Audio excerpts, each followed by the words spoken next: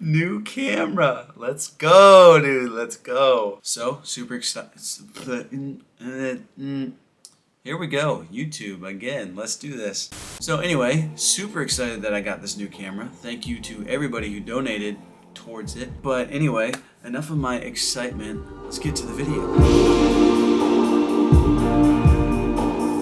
So I'm basically just going to jump straight into it. There's nothing more to say. I'm just going to go into it. So how have my beliefs changed since starting this thing of deconstruction? Where was I? I'm trying to think of even how to word it. Where am I at? I got a lot of people asking me since going from Christianity, deconstructing, now they're like, what are you? Which, love that question because I hate labels and I hate boxes, but there is a purpose to it because it's kind of like a sign, like, you know where you are once you have a label put to something. Like, it's not like you have to keep the label. It's not like once you have a label, once you have a box that you got to stay in it, but it helps you know where you're at. And I guess it helps the people around you as well. So basically went through the deconstruction process, started the YouTube channel, long story, which most of you all know. And then I guess I sort of landed at a place where I would call myself, I remember having this conversation with my mom, because she's like, what are you?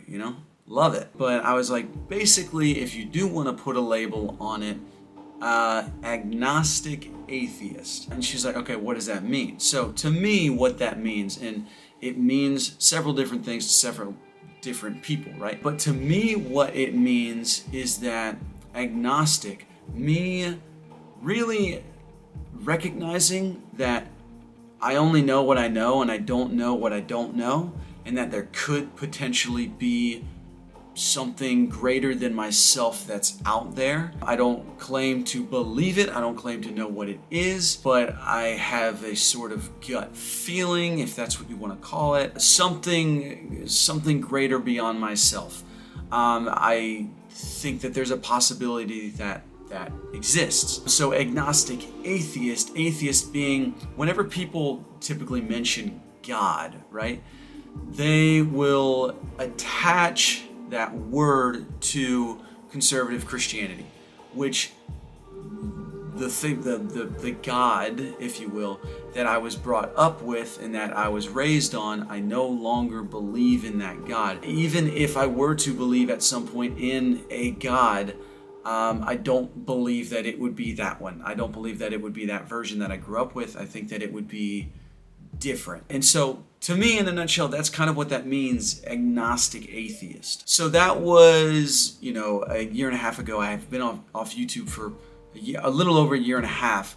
And so how has that changed since taking a break from YouTube?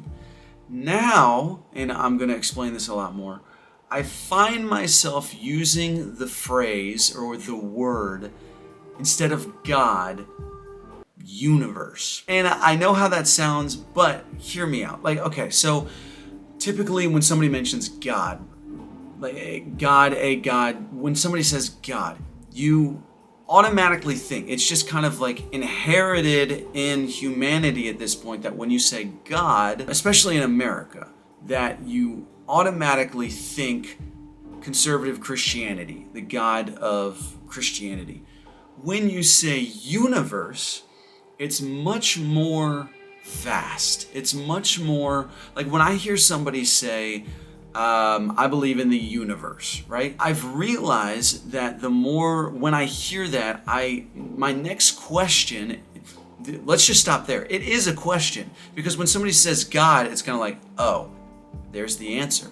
But when somebody says universe, it's like, okay, but what's your interpretation of that? Like, how do you see it? It's much more broad, much more vast, much more open.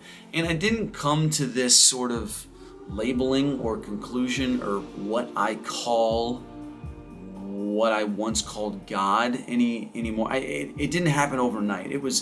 I realized that I started to think this way, and then I started to say it Like, oh, I think the universe is doing this. I think the universe is doing that. Which, by the way, side note, I've realized through this 1.5 year period, I think I would still call myself an agnostic atheist, but I also recognize that I am spiritual in my own way. And I'm gonna make a video about that in the future. And I've actually written down beliefs that I do have that actually fit inside that agnostic atheist label or sign on the roadmap or whatever you want to call it.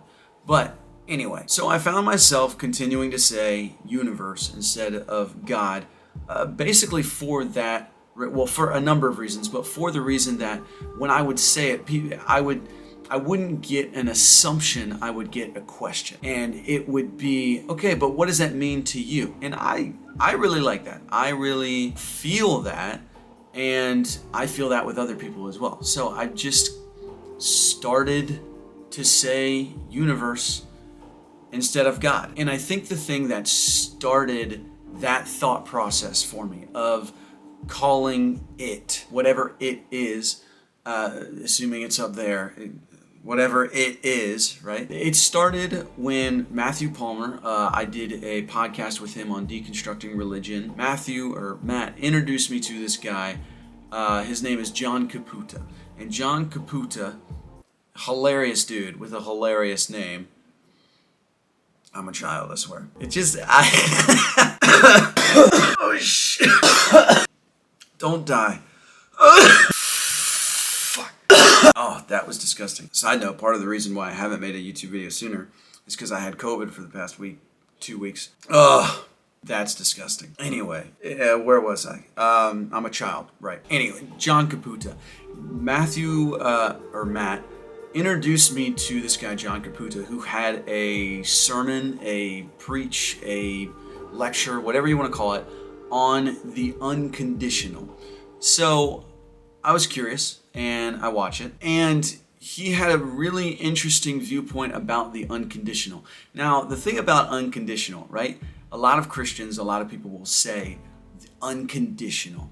And something that I've realized, I've noticed, and well, I don't really know if I realized or noticed it until I planned to make this video. But unconditional,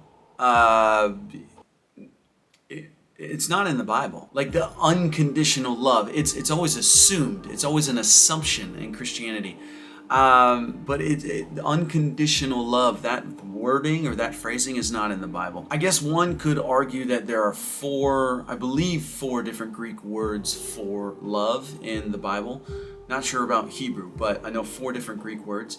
And one that could be said to have a insinuation of unconditional is agape love. So I guess that's debatable, but the actual wording or phrase unconditional isn't in the Bible. So I thought that was interesting. But what John Caputa says in this sermon, I'll try to find it and link it below if I can. But what he says is he talks about the unconditional and how we have put conditions on God, whether we anthropomorphize him, make him a human being, incarnate him, or even how we think about him. We see him in our head as a white man living in the sky, right?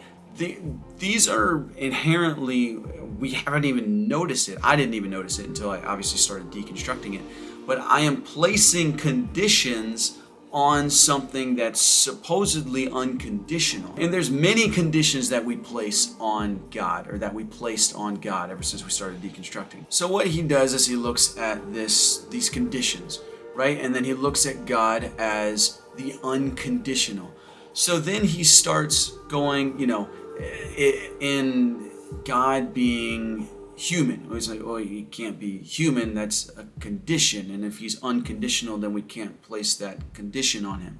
Then he says, then God goes to being this, and then that, and then that, and there's all of these, I forget the progression that he goes to, but there was all of these conditions that we placed on God, and then he gets to universe, and then he says something along the lines of, now we're getting closer to an unconditional. And I just thought that was so interesting, because he's right. He's absolutely right. If God is something that is untethered, unconditional, unconstrained, especially in something that we call love, then why do we call it whatever it is? Why do we put conditions on it?